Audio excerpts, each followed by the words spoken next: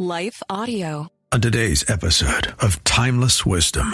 The reality was that people like Shire or Edward Murrow, they were reporting very much correctly. They were reporting on things like World War II or the Holocaust or many other events in history that the Times completely botched. These guys got it right, and the Times got it completely wrong. So it wasn't just about hindsight. The New York Times actually reported, this is what I said was mind-blowing, that Poland invaded Germany and not the other way around? Yeah, so the lead story on that day in 1939 was basically a reprint of Nazi propaganda. Yes, that's what the Nazis claimed. That's right. They were responding to a Polish invasion. Exactly. That's coming up on Timeless Wisdom with Dennis Prager. Life can be messy, but you don't have to figure it out alone. Hey, it's the Luskos. Join pastors and best-selling authors Levi and Jenny Lusko on Hey, It's the Luskos for honest conversations about faith, marriage, family, grief, ministry, and all the unexpected moments in between. You'll laugh, you'll be encouraged, and you'll be reminded that God is faithful through every season. It will always come back to Jesus in the end. That's right. Tune in to Hey, It's the Luskos with Levi and Jenny Lusko. Available now wherever you get your podcasts. Welcome to Timeless Wisdom with Dennis Prager. Hear thousands of hours of Dennis's lectures, courses, and classic radio programs. And to purchase Dennis Prager's Rational Bibles, go to DennisPrager.com. Hello, my friends. I'm Dennis Prager. A drop introduction before my guest. I think that the world is divided. In many ways, the world is divided, as you know, those who believe in wearing masks after vaccination and those who understand the absurdity of it. I mean, you can divide the world into many groups. Among those of us in public life, you can divide the world into these two groups, those who care about what the New York Times says about them and those who do not. The only way to moral clarity in this country is not to care about what the New York Times says about you. That's by way of introduction of an extremely important work that has just been published, titled The Gray Lady Winked. The Gray Lady is known as the New York Times. The New York Times, Misreporting, Distortions, and Fabrications Radically Alter History is the subtitle. The author is Ashley Rinsberg, who, when I read his biography, I would say qualifies as a Renaissance man, a novelist, essayist, freelance journalist, etc., etc. Born in South Africa, and then the rest is fascinating history. So, Ashley Rinsberg, welcome to the Dennis Prager Show. Thank you, Dennis. I'm really excited to be here. Thank you so much. What prompted you to write this book? Well, the book grew out of a chance occurrence when I was kind of thumbing through a copy of William Shirer's great book of history on World War II, The Rise and Fall of the Third Reich. And in a footnote, Shirer just kind of noted almost casually that on the eve of World War II, the New York Times had run a story claiming that Poland had invaded Germany, which was... I was sitting in my chair and it just kind of almost, knocked me out of the chair. It was such a crazy idea that the New York Times could print something that was so wrong. It was so opposite to what we know is the truth about World War II. It's fundamental. And that launched me on a mission to understand how that happened, why that happened, what else happened like that, and that eventually evolved into a full book. That is mind-blowing. I didn't want to interrupt you. I want to review this. It really is. Well, I remember reading that in college, by the way. It is one of the most riveting works of history I have ever read. And I think it stands up in time, don't you? I absolutely do. And not only does his book or his books stand up, but his journalism does too. And that was really important, something that I went back and looked at how other journalists, how other news outlets were covering events like World War II. And, because it's easy to say, well, looking back, it's 2020, very nice of you, you did your research, great. But the reality was that people like Shire or Edward Murrow, they were reporting very much correctly. They were reporting on things like World War II or the Holocaust or many other events in history that the Times completely botched. These guys got it right, and the Times got it completely wrong. So it wasn't just about hindsight. Who did Shirer report for? I believe, if I'm not mistaken, that Shirer was one of Murrow's boys. So that was that NBC? What network? That's a good question. I'm okay, fine. It's not important. But Shirer was not a New York Times reporter. No. Right. Okay. I want to get back to your revelation. So you saw in was it a footnote? Did you say? A footnote in Shirer's book, The Rise and Fall of Third Reich. So yes. The New York Times actually reported, this is what I said was mind-blowing, that Poland invaded Germany and not the other way around? Yeah, so the lead story on that day in 1939 was basically a reprint of Nazi propaganda. Yes, that's what the Nazis claimed. That's right. They were responding to a Polish invasion.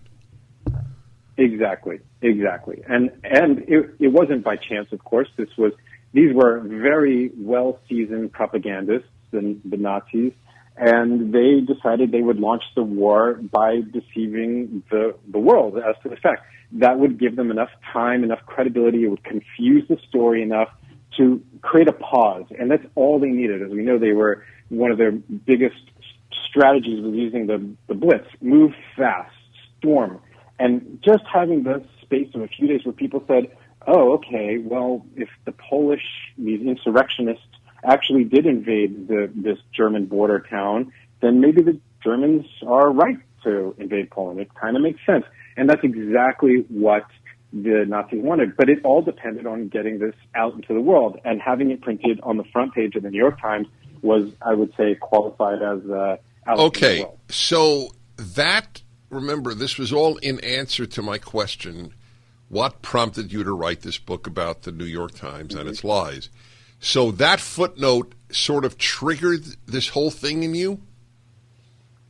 Yeah, I think a lot of people like myself at the time and still today have a sense that something is up when you read certain stories or coverage in the mainstream media. You get a sense that you're not getting the full picture, and sometimes you even get a glimpse where you absolutely know you're not getting the full picture. In my case, I had been living in Israel. I still live in Israel, and I saw the Times reporting here, and I saw the reality on the ground here, and I said, there's just no way to reconcile these two things. The reality is so divergent from what I'm reading in this illustrious newspaper. How can it be?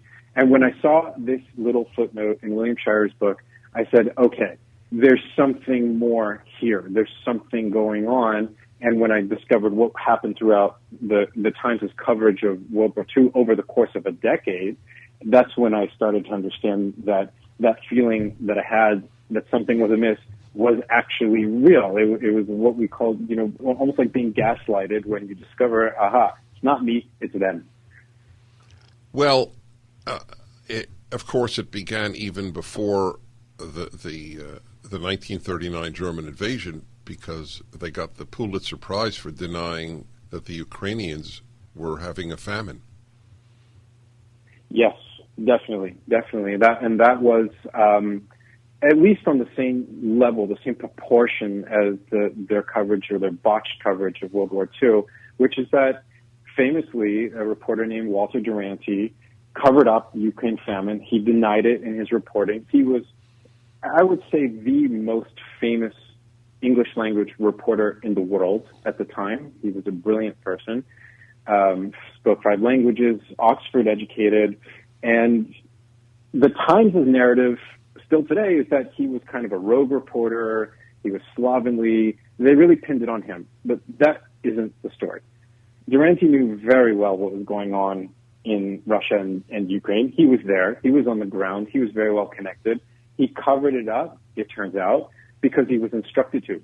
And this is the story the New York Times has never really let out, and I've never really seen it pieced together or told in this way. The question is, why would Duranty do this? Why would he risk his whole career, his journalistic reputation to peddle such a big lie. I mean, the Ukraine famine was big news. It was a big story. And if you're a journalist, you want that story. You don't want to cover up the story. You don't want to make it seem as if there's no story. So that's the question. Why did he do it? And it's a question no one really asks. And the answer to it is because the New York Times' ownership wanted it to be told in this way, because they were pushing for American official recognition of the USSR. This was the early days of the Soviet regime. And you could not convince the American public that the government should recognize this regime if it had just killed 2 to 3 million of its own people. It turns out the number was actually much greater than that, but that's what was known at the time. And they buried it for that reason, and it worked. The FDR recognized the USSR. It was with Walter Duranty's help, who really shepherded the process, and everybody kind of got what they wanted aside from the American public. And why did he get a Pulitzer Prize? Were they as corrupt as the New York Times? You know, it's one of these things that's very hard to digest, and it's the reporter who, during World War II, on the eve of World War II, printed the Nazi lies on the front page of the New York Times, received a Pulitzer. There were the New York Times reporter who called the Berlin Nazi Olympics the greatest sporting event of all time. Who said that? Who said that? This was a man named Frederick Birchall, he doesn't have the profile of a Duranty. Right. I was just curious. I'm impressed that you even remembered the name. But that's what he wrote from Berlin in the New York Times? That's what he reported from Berlin, and that was a lot of the Times' coverage was very much carrying that water. And again, the Berlin Olympics were very clearly a propaganda. Yes, totally. I'll be back in a moment. The book, The Gray Lady Winked, about the New York Times, up at DennisPrager.com. The Dennis Prager Show. This episode of Timeless Wisdom will continue right after this. For nearly 3,000 years, Homer's The Iliad has shaped the Western imagination. As one of the foundational works of Western literature, it explores permanent questions about honor, courage, leadership, friendship, justice, and what it means to live a noble life. In one of the epic's defining moments, Achilles returns to battle after the death of his beloved friend Patroclus, setting aside his wounded pride to confront the responsibilities that come with greatness. His decision reveals one of the central themes of the Iliad, that true greatness requires more than strength. It demands character, sacrifice, and the pursuit of what is right. That's why Hillsdale College has released its newest free online course, The Iliad. Taught by Professor Stephen Smith, the course reveals why Homer's masterpiece remains one of the greatest works of Western literature. Hillsdale.edu/start now. Read the classics. Study the West. Hillsdale.edu/start now. Now, back to more of Dennis Prager's Timeless Wisdom. Hello, my friends. I'm speaking with Ashley Rinsberg. Book is up at DennisPrager.com. The Gray Lady Winked, how the New York Times misreporting, distortions, and fabrications radically alter history. Let me give you an example. You, meaning you, my listeners, and you, Ashley. New York Times this past Saturday.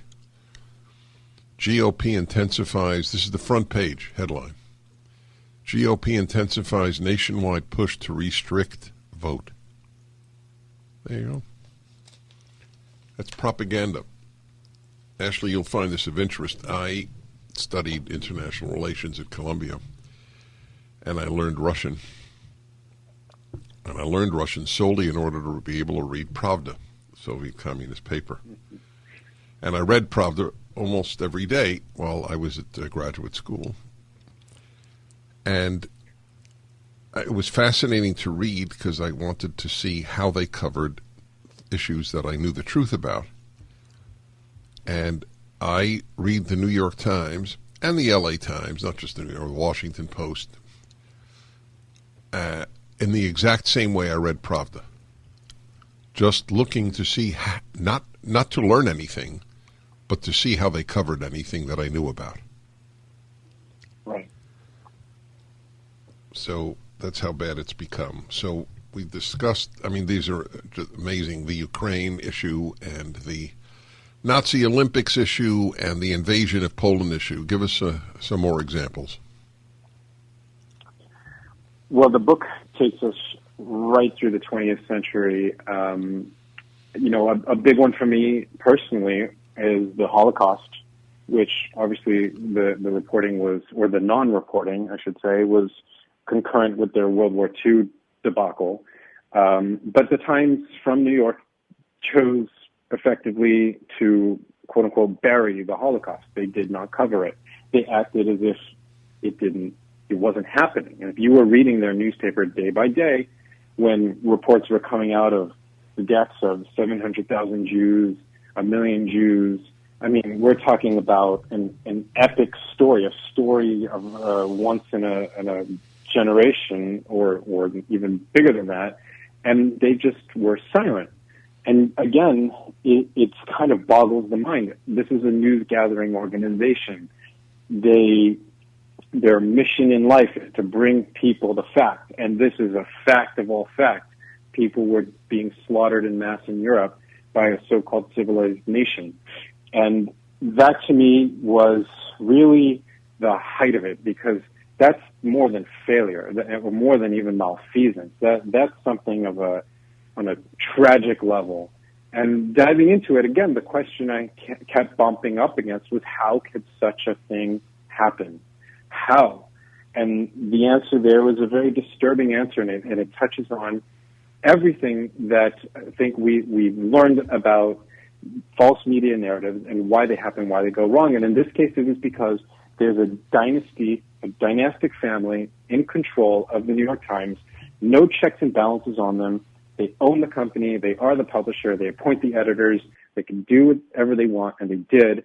And in this case, they were afraid of being seen as a Jewish newspaper. That was part of it. They were afraid it would hurt their newspaper, hurt their business. And on the other hand, they had some very esoteric theories about what it meant to be a Jewish person or Jew and what it didn't mean. And for them, it didn't mean that you were part of a nation. It just meant you worshipped in a particular way. So the fact that, quote unquote, Jewish people were being slaughtered in Europe didn't mean anything to them. It was just other people, part of the war, wasn't anything particular. But we know for a fact that the Holocaust was a war within the war.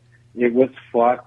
Hitler had been on record saying, if nothing else happens, so long as he destroys the Jewish people, he will have succeeded. And the Times completely just chose to ignore that for both ideological reasons and for interest-related reasons of power, money, and prestige. How did the New York Times, given its record of lying, how did it become known as the paper of record? Up until that point, the paper had been a very well-respected and quote-unquote gray. I mean, that's where the name The Gray Lady comes from, is that the reporting was pretty down the line. The founder of the dynasty I was just talking about was a German-Jewish immigrant to America. He loved America and appreciated all that it had done for him. His name was Adolf Fox. And he decided that he would report the news without fear or favor. That's his famous proclamation. He wrote it in the New York Times as a business announcement. And he kept to his word. For as long as he was there at the helm, they reported things in a very gray manner. They brought the facts. They tried to keep things pretty sedate. But this is the nature of a dynasty, is that the founder might have great intentions and good ideals and good values. But what happens with a dynasty, and this is something we see over and over in politics and media and business, is that the rest of the dynasty down the line are more interested in maintaining or growing their wealth and their power and their prestige than they are in fulfilling the original ideals of the founder. And that's exactly what's happened at the Times. And, these are individuals, they're people. They are not imbued with special powers, but they've been given this huge amount of power. I mean, we lose sight of it. We think of this as just a newspaper, but it's not. It is an institution, a business, and a company that controls how we perceive the world. It controls how we understand what's going on around us. And that is a lot of power for a very small number of people. So President Trump's claim, fake media, well predates his presidency. Yes, it does. And, that term, fake media and fake news, that became a political football in and of itself. And it sort of distorted the deeper issue, was that the real issue here is that there are false media narratives. They happen. And they don't just happen. They don't just fall out of the sky. It's somebody is making a decision. Somebody is deciding that we are going to do this in a coordinated and deliberate and concerted way, because, you can publish a story about something that's false and most people won't notice it, and those that do, half of them won't believe it anyways. In order to build what I've called a false media narrative, you need a lot of energy, a lot of people, a lot of resources pounding away at this same message. You really are trying to do this. And this is where we have to be very careful, because this is something that's precious in a democracy, which is trust in information, trust in our media. Well, democracy dies in darkness. The motto of the Washington Post. I want to ask you about Vietnam and the coverage there when we come back. Ashley Rinsberg, the Gray Lady winked. This episode of Timeless Wisdom will continue right after this. Life can be messy, but you don't have to figure it out alone. Hey, it's the Luskos. Join pastors and best-selling authors Levi and Jenny Lusko on Hey, It's the Luskos for honest conversations about faith, marriage, family, grief, ministry, and all the unexpected moments in between. You'll laugh, you'll be encouraged, and you'll be reminded that God is faithful through every season. It will always come back to Jesus in the end. That's right. Tune in to Hey, It's the Luskos with Levi and Jenny Lusko. Available now wherever you get your podcasts. Now, back to more of Dennis Prager's Timeless Wisdom. A deeply needed book. The Gray Lady Winked by Ashley Rinsberg. Rindsberg, Rindsberg. By the way, I see in the bio about you on the Leaf that you, in 2010, Rindsberg traveled to Nicaragua to investigate the disappearance and death of his best friend. Mm-hmm. There's nothing else said about that, and I'm very, very intrigued. Did you find out why he disappeared? No, it's not clear. Actually, I went and I was there for a few months in Nicaragua. I hiked up with guides and harnesses and ropes and everything to this volcano where my friend disappeared and was eventually found. His remains were found, and nobody knows why that happened or how that happened. Still to this day, unfortunately. Where is he buried? He's buried in San Diego, California, where he was from, where I grew up with him, and we were fast friends from an early age, and we went to university together, and after university he was working in theater and decided to take this trip to Nicaragua and never came back.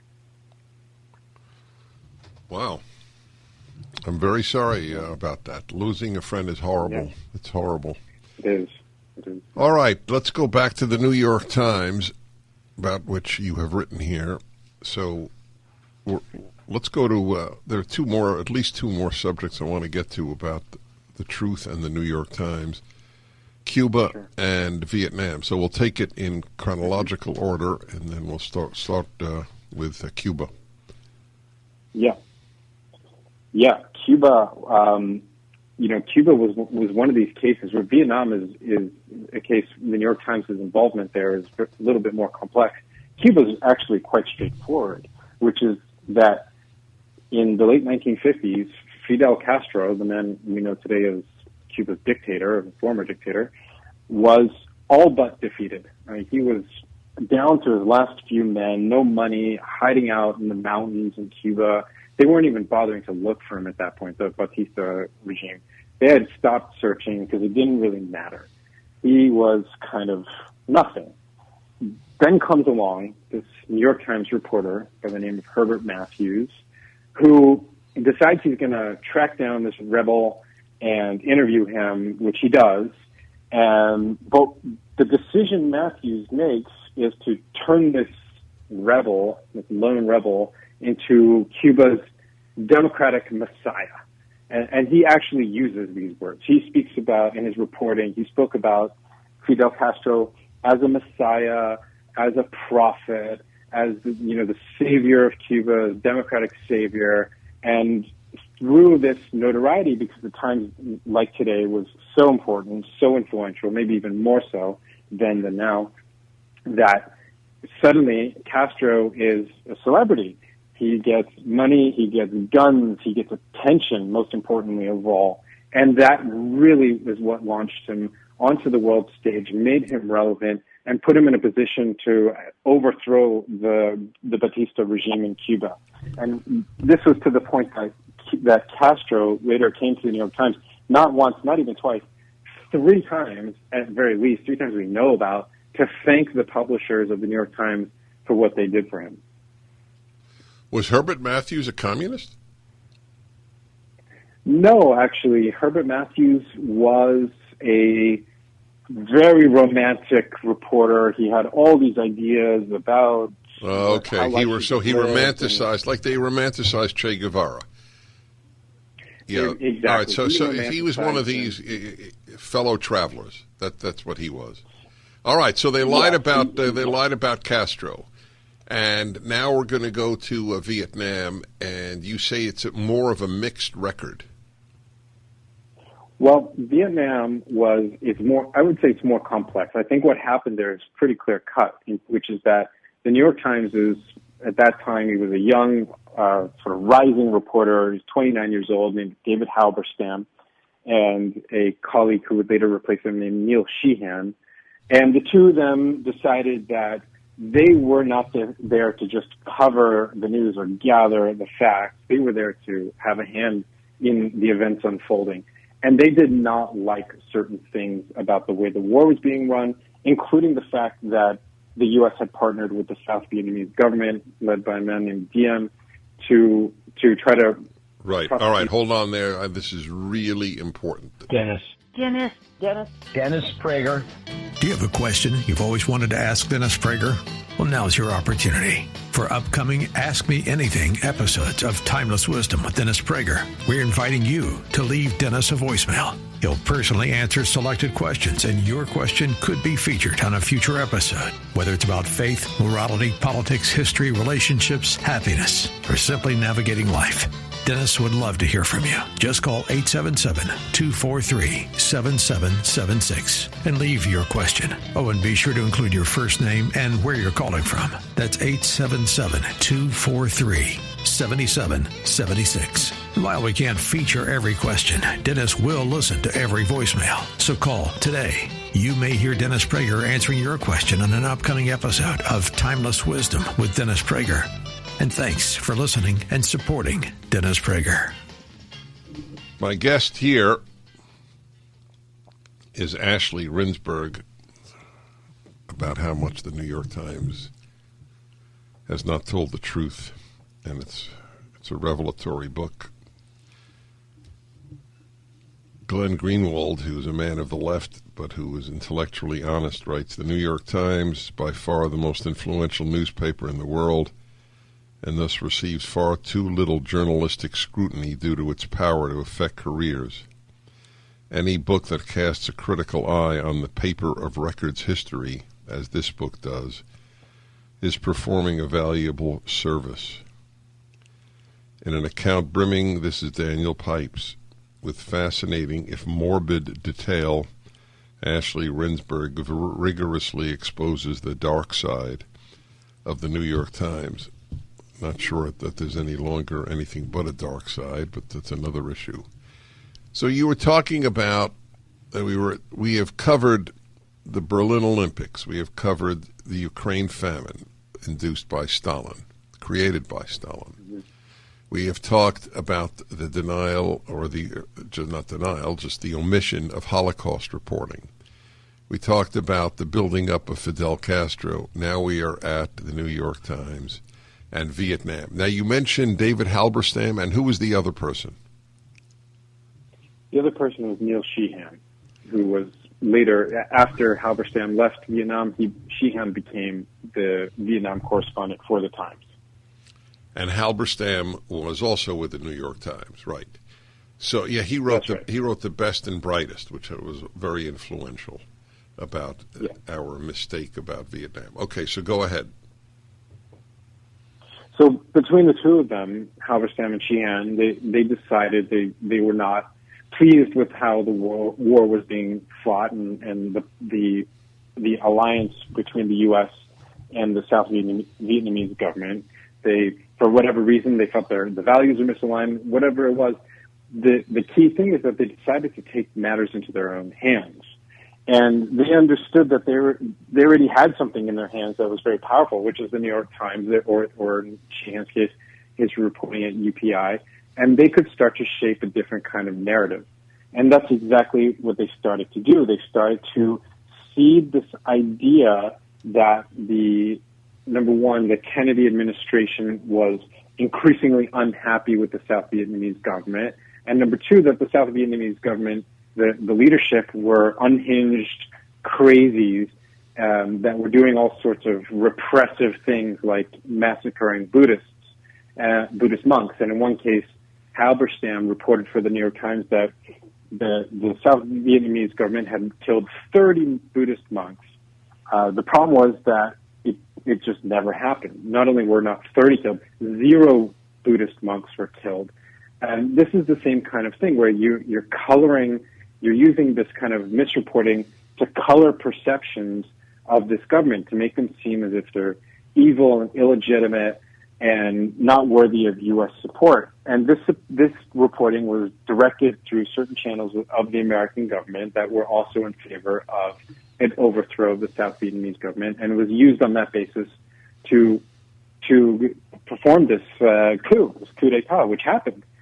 When President Kennedy found out about the coup, which resulted in the South Vietnamese president being executed, his defense secretary, Robert McNamara, said he had never seen Kennedy more upset than on that day, because not only was GM, the South Vietnamese president, a fellow Catholic of Kennedy's, but Kennedy also knew that the only way for him to pull the U.S. out of Vietnam was if there were a stable South Vietnamese government. And the moment that Diem was executed and his government overthrown, that option went out the window. And as we know, it was another many years, I think it was close to a decade at that point, of war in Vietnam on account of the interference of these two young, barely 30-year-old reporters in Vietnam who had their own ideas. And then there's the Tet Offensive. Do you cover that? No, I didn't go into that. I did research it a bit, and from what I understand, there were some complexities there, but I didn't include it. Okay, that's fine. So, is there a next big lie after Vietnam? Yeah, there was another chapter after Vietnam. I mean, chronologically, it's earlier, which is the atomic bombing of Japan by the United States, which there was everybody knew about. It was reported after it happened. The lie that was perpetrated was that there was no such thing as radiation poisoning, which is what the U.S. government wanted people to believe. And in order to help spread that belief, they put the New York Times' chief science writer, a man named William Lawrence, on their payroll. And in exchange, the New York Times got to put their man on one of the bombers as part of the armada that was headed to Nagasaki to drop the second nuclear bomb on Japan. Boy, this is, I never knew that. Back in a moment. This episode of Timeless Wisdom will continue right after this. Life can be messy, but you don't have to figure it out alone. Hey, it's the Luskos. Join pastors and best-selling authors Levi and Jenny Lusko on Hey, It's the Luskos for honest conversations about faith, marriage, family, grief, ministry, and all the unexpected moments in between. You'll laugh, you'll be encouraged, and you'll be reminded that God is faithful through every season. It will always come back to Jesus in the end. That's right. Tune in to Hey, It's the Luskos with Levi and Jenny Lusko. Available now wherever you get your podcasts.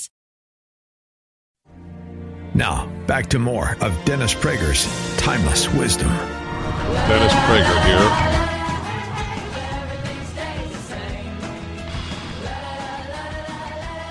I'm exhaling because it's so terrible a subject. The amount of lying in the New York Times history. So I asked you about post-Vietnam, and of course you do cover post-Vietnam because you cover the 1619 Project. Our founding ideals were false, and they make up this falsehood, which is now in thousands of schools. And the Russian collusion on the Trump campaign, the lies from the New York Times are coming so fast and furious that it sort of is at least as great as any in the past. So you did cover that woke issue. Any final thought? The woke issue is in the 1619 Project is, I think, one of the most damaging in the entire book, because this is not anymore trying to cover anything up. They're saying it on the face. They're saying we are trying to change history. That they use those words. So they have thrown truth out the window with the 1619 Project, which explains why there are so many huge bombastic errors. And the idea there is that those errors that everybody was catching when the project came out aren't errors. They are intentional distortions. As I've said before, it's that if you're trying to change history, you literally have to change it. And that's what the New York Times is still doing with the 1619 Project. And I think that, to me, is the most insidious of all these examples. And it's the one that we're watching happen in front of our eyes. Well, you could write the same book about the Washington Post, almost the same. Certainly the Los Angeles Times, CNN. I mean, it is a very, very bad thing, the media in the West. You're living in Israel. What do you think of the media there? I think here it's much more mixed. There is, it's much more, there's more diversity in a way. I mean, the U.S. media is, I think, very concentrated. It's concentrated in ownership. It's concentrated in ideology. And here there's a little bit more diversity. There's more constituencies that the media here are speaking to, though there are some of the same trends as well here. Right. And everywhere else in the world. All right. Listen, let me congratulate you on your book. And I have a feeling that a lot of my listeners will be reading it. The Gray Lady Winked. How the New York Times is misreporting, distortions and fabrications radically alter history. Congratulations, Ashley Rinsberg. Thank you so much, Dennis. It was a real pleasure and privilege. Thank you. Okay, everybody, take care. Tomorrow on Timeless Wisdom with Dennis Prager. Today's subject is the biggie.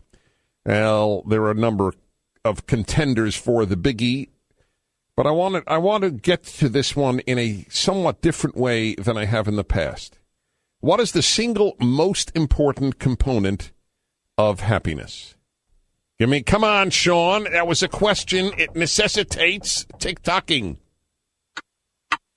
Oh, God.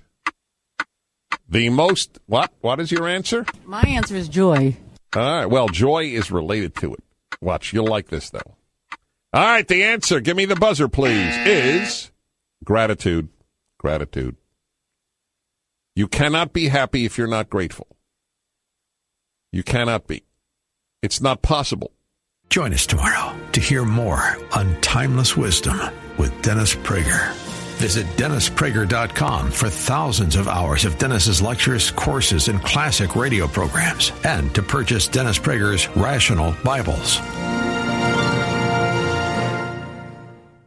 We want to take just a second to thank the team at Life Audio for their partnership with us on the podcast. Go to lifeaudio.com to find dozens of other faith-centered podcasts in their network, including shows about prayer, Bible study, parenting, and more. Life can be messy, but you don't have to figure it out alone. Hey, it's the Luskos. Join pastors and best-selling authors Levi and Jenny Lusko on Hey, It's the Luskos for honest conversations about faith, marriage, family, grief, ministry, and all the unexpected moments in between. You'll laugh, you'll be encouraged, and you'll be reminded that God is faithful through every season. It will always come back to Jesus in the end. That's right. Tune in to Hey, It's the Luskos with Levi and Jenny Lusko. Available now wherever you get your podcasts.